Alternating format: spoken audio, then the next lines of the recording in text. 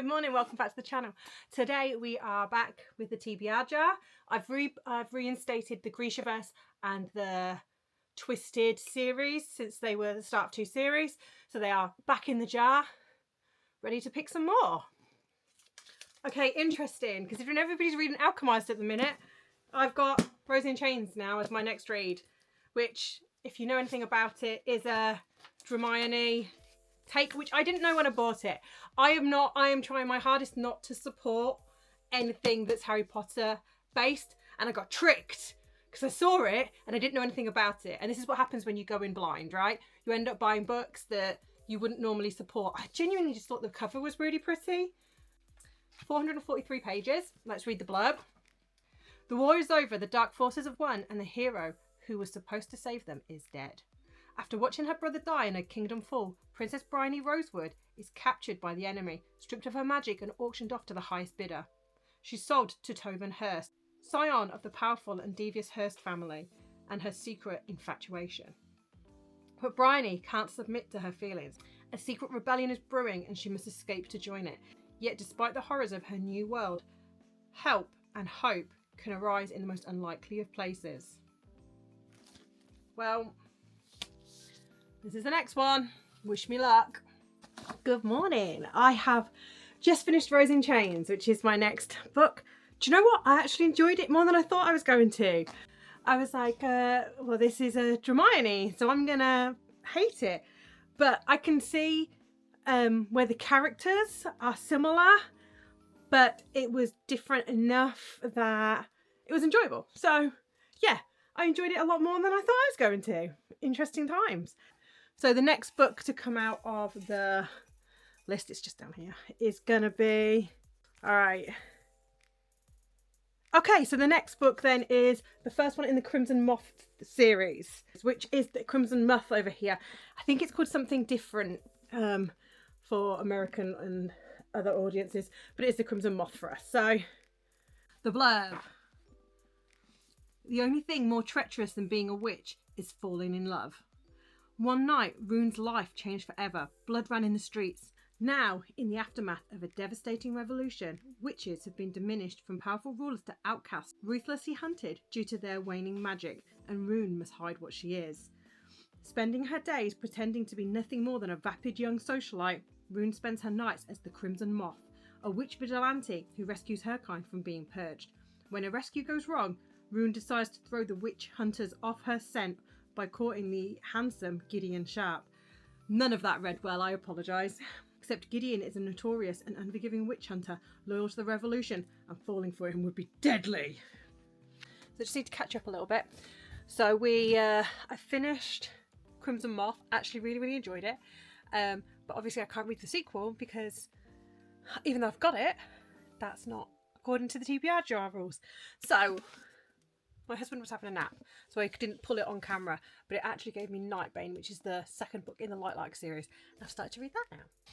Hi guys, so I'm about 46-ish pages into Nightbane, and I think it's going to be a soft DNF for the time being. Sorry, my camera's been weird. I think it's going to be a soft DNF. It's just not pulling me in. After the last one where I struggled a little bit with the devils, I'm less inclined to just keep pushing through, so I think I'm going to put this down for the time being. I do want to see how it ends, so I do actually want to read these books, but I think I'm going to put it down for the time being. So let's pick another book. TBR jar. Alright, let's just go with this was stuck to the lid, so let's just go with this. Okay, so this is the Once Upon a Broken Heart series. So we've got, I've got the Waterstones editions as a set. So okay, I've been wanting to read these for a while, so I'm quite excited to try and read this one today. Okay, so I'm nearly 100 pages in already, so clearly it was the right choice to do the soft DNF on Nightbane. Unfortunately, it just wasn't holding me. So we've met Evangeline, we've reconnected with Jax, as we know from Caraval. Caraval's over there, so I'm pointing behind me. And I don't want to go into too much, but we've clearly got like the background premise now, and Evangeline and her sister Marisol have now gone to the Magnificent North. it's moving quite quickly. The pace is fine. I've read Caraval and that series, so I'm used to the way that Stephanie Garber writes. And yeah, at the moment there's nothing that's like really outstanding. It's just okay. And the fact that you have some of the other characters like Donatella and Scarlett have popped up briefly in this as well. So you do have familiar characters and it's a familiar world. So there's not much more to say at this point. So I'm just going to crack on. Okay, so I'm having some thoughts about this book. So I'm about 122 pages in now. So it's like another 30 since I last put my camera on. But I don't know if I'm gelling with Evangeline. She just comes across as a bit of a simpering, naive girl. I know she's supposed to be 17, so I know that. But she's just coming across as a bit one-dimensional. It's just all about a man.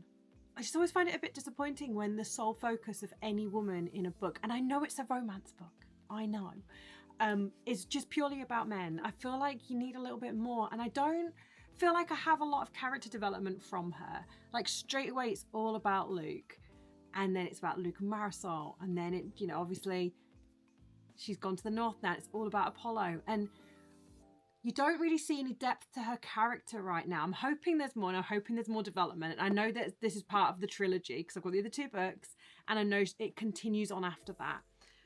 But I just feel like she's a bit lacking. I don't have a lot of sympathy for her. She's annoying me a little bit because it's just all her inner thoughts are, oh, well, I hope I'll find someone to love me. Maybe he'll love me. And I'm like, sweetheart, get some backbone, you know, just, I don't know.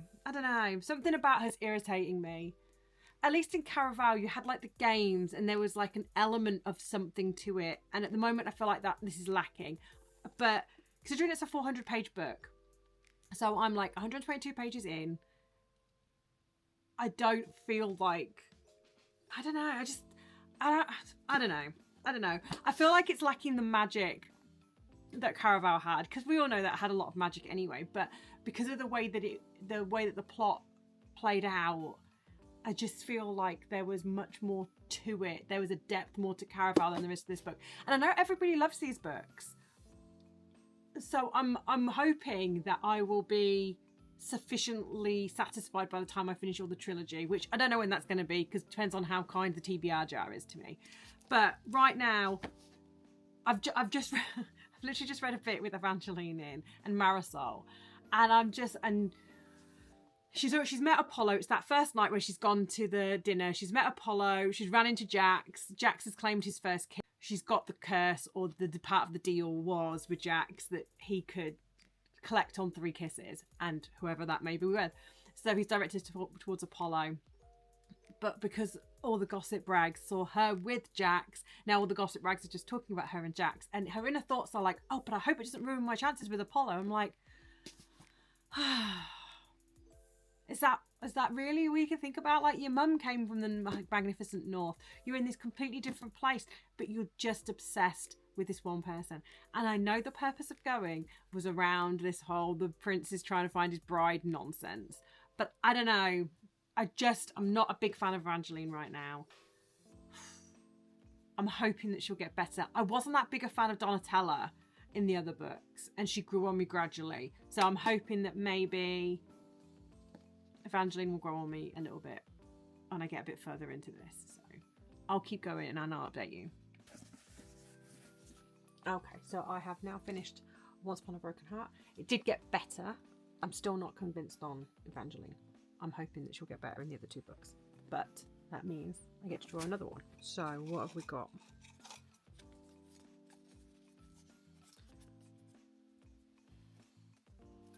Got the Twisted series, so we've got the Princess book. Second book. So it's Reese and Bridget. It's another 400 pager.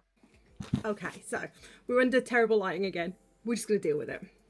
So I am just shy of 200 pages through this book. Whew, okay. I think I was expecting more crossover events. So obviously, like, Bridget and Reese come into the previous story. So I want to say Ava. So Ava and Alex in the first one. So there's like the kidnapping, there's like, obviously at the end of that one, there's the announcement that her brother is abdicating and she's going to be queen. So I was kind of expecting the majority of the book to sort of happen in the same timeline, but it doesn't. By this point, Rhys has been her bodyguard for over 2 years. So it's moved along and it's not rehashed those areas, which is quite nice, because a lot of the time when you get books which are set in the time, when you get books that are set in the same universe and they cross over timelines, you tend to get just the other point of view from those timelines happening or those events happening.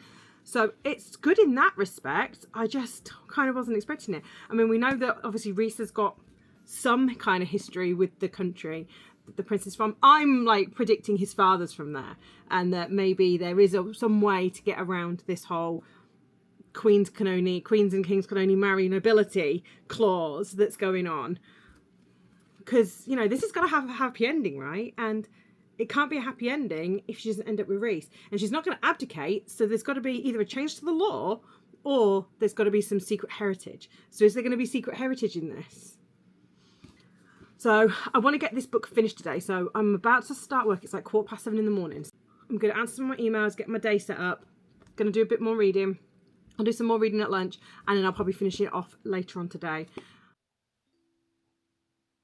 Oh, the moment you realise that the books you're about to talk about are what your camera's currently stood on. Let me just fix that. I think the first book I got this week was Rose in Chains, which is it's a Hermione fanfic. But do you know what? I was actually genuinely surprised at how much I enjoyed this book. And I'm a little bit angry now that I have to wait for the sequel. So it didn't feel too, I think I say this in my wrap up, it didn't feel too Harry Potter-esque.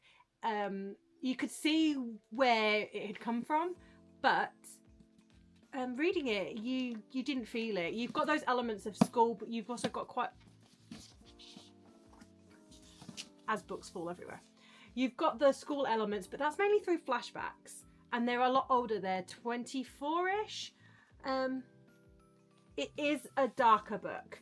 There's like non-con in it and dubious consent, so read the trigger warnings and proceed with caution. I liked the characters. I liked the pacing. The style of writing wasn't too weird for me. The world building itself I quite enjoyed. Genuinely surprised. I didn't know what to expect going into it. I didn't know that it was a dry when I bought it. I'm not somebody that supports the lady that wrote it and her views, and unfortunately that means that I'm not going to read like the other ones, because obviously you've got The Irresistible Urge to Fall for Your Enemy and you've got Alchemized, which are the other big ones. But I can't support people that are like that. So this one I actually bought because there was a lot of hype around it when it came out, and I was like, I need to know what this book's about. You've got Bryony, you've got Toven. Bryony is the female main character. Her surname's Rosewood. You've got Toven Hurst, who is from a quite wealthy family. There's that division in the country between different areas, and they're both from separate areas. You could very much enemy to lovers. There's not really any like spicy scenes in it. You feel like it's possibly coming. There's a lot of tension, and from her perspective there's quite a lot of yearning because she's always had a crush on him, but you don't really see anything from his perspective. There's a lot of actions of his that you could assume mean that he's got an interest in her, but you don't know what. So yeah, genuinely, if you're on the fence, it's not a bad book to read. Like I say, it's a nice easy one. It doesn't feel like a slog to read, and I enjoy books like that. So I actually gave this one probably about 4 stars, which is surprising because I did not think it was going to be 4 stars. All right, the second book then that the TBR jar gave me was The Crimson Moth. Now this is another one that I've had sat along with Rebel Witch. I know this is the Heartless Hunter outside of, I think, Europe. I think in Europe this is all The Crimson Moth. The duology I've had sat for quite a while, because when the Rebel Witch came out, obviously a lot of hype around it, and you could get it in Waterstones, but you couldn't get The Crimson Moth in the same hardback edition, and I didn't want the same thing to happen as I have got over here, which is the Fate inked in blood and the curse carved in bone ones with the different sizes, because that just annoys me. So I actually ended up buying these both off Amazon, and they've been sat since I think about June, and I've not read them. So actually was quite pleased when this was suggested on the TBR jar. Again, enjoyed it. When I first started reading it, I wasn't entirely sure about it. I think doing the TBR jars really helped me, because I've kind of been out of like the fantasy realm or the romantasy realm for a little bit, because I've been mainly reading hockey books. So I've been in that contemporary space, or I've been into like the dark romance space. So getting back into the romantasy has been difficult. So the TBR jar forced me here. Yeah, I enjoyed it. I kind of wished I'd just been able to go straight onto the Rebel Witch afterwards, but unfortunately that wasn't going to happen, because the TBR jar has not got the next one back in until after this week. So you've got Rune, who's the main character, and you've got Gideon. Yes, I got it right. You've got. I'm really terrible with names in real life anyway, so it's not just like a book thing, it's just real life. So you've got Rune and Gideon. Rune is actually a witch in hiding, and she turned in her grandmother. The rulers of this particular world actually were witches at one point, and it didn't go very well. So that swung the opposite way. So now there's no tolerance for witches. So any witches that are found are... which is what Gideon's part of the witch hunters. So they're coming from opposite sides. Really enjoyed it. I don't like to give too much away in these reviews, and I feel like I don't say enough. I don't know, it's weird, but genuinely really enjoyed it. I liked both the characters again. I like the side characters were interesting. Some of the storyline where it was going, didn't see it coming. So yeah, it's another one that I kind of devoured pretty quick. Rose in Chains and this one, and one of the other later ones, I actually read really fast. And when I read them fast, that's because I'm like in it. I'm full in that story. I'm absorbed. It's everything. So yeah, another really successful TBR jar suggestion. Crimson Moth, I'll probably give another 4 stars. I enjoyed it. Now we need to move on to the less than successful TBR jar suggestion. So then it gave me Nightbane, which is the second book in the Lightlark series. Now I really enjoyed the first Lightlark book. I have the special edition over here. And I really enjoyed the first book, and then I bought the next 2 because I wanted to know what happened, and then I think I got distracted and I read something else, and then I've never really got back to reading them. When the TBR jar gave it to me, I don't know if I was disappointed. I've kind of went into this with like quite an open mind. It follows on from the end, from where like Isla like solved the puzzle, because the first one's more around like that centennial anniversary where they're trying to actually like fix the curse that's affecting all of them, and now it carries on. So when I did the soft DNF, as you can see from the vlog, I don't know, I was struggling to get into it. I was having to make myself sit down and read it. The lesson I took away from reading The Devils was, when I didn't have to read it specifically for the video, I enjoyed it more. So I had the last couple of 100 pages to read of The Devils from the last video, and I enjoyed them so much more once the pressure of doing the video was off. I think it was what I said to my husband about it was, I think it was I wasn't ready to read it, and I think that might be where this is as well, which is why it's a soft DNF. I feel like I'm possibly not in the right headspace to read it, and therefore it needs to go back into the pile until I am, because I'm not going to enjoy it, and I don't want to like do it a disservice. I know Lightlark is a bit of a polarizing series. Some people like it, some people don't. I quite enjoyed it. It's nothing too in-depth. I really enjoyed Grimm and Oro and some of the side characters. So soft DNF on this one for the time being. So after that soft DNF, Once Upon a Broken Heart came out of the TBR jar. Now I got this and the other 2.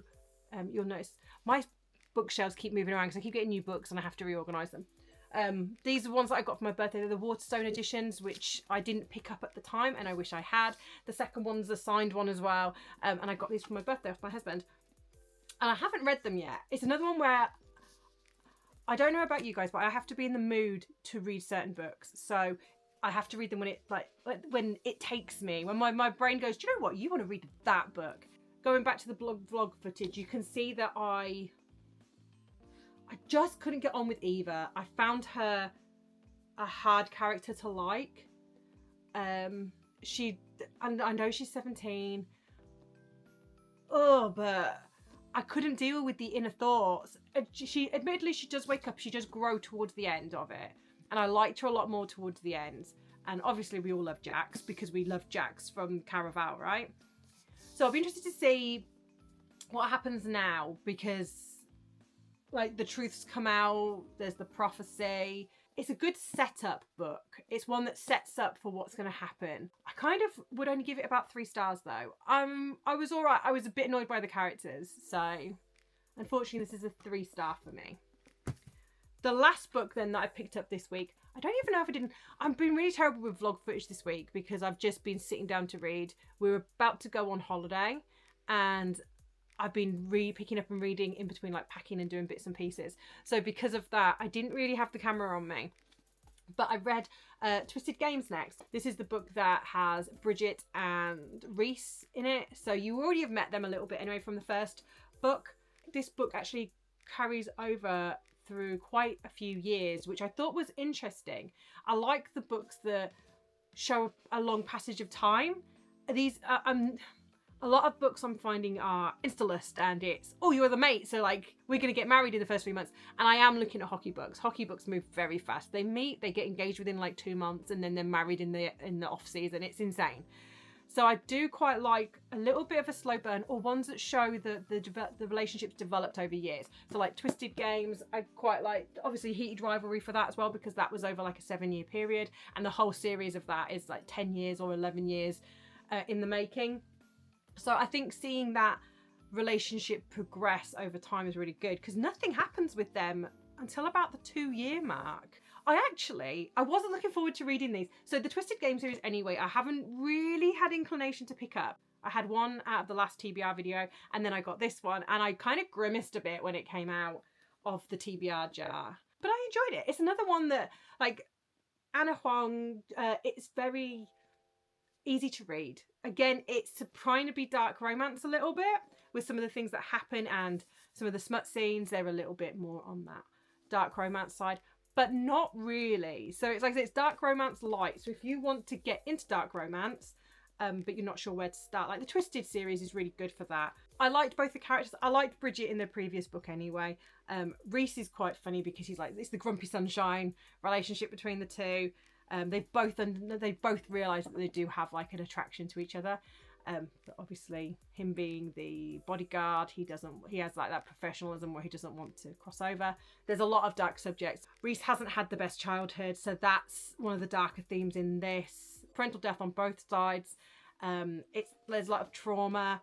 It's like, oh, it's a 400-page book. Again, I flew through this pretty fast because it takes place over multiple years.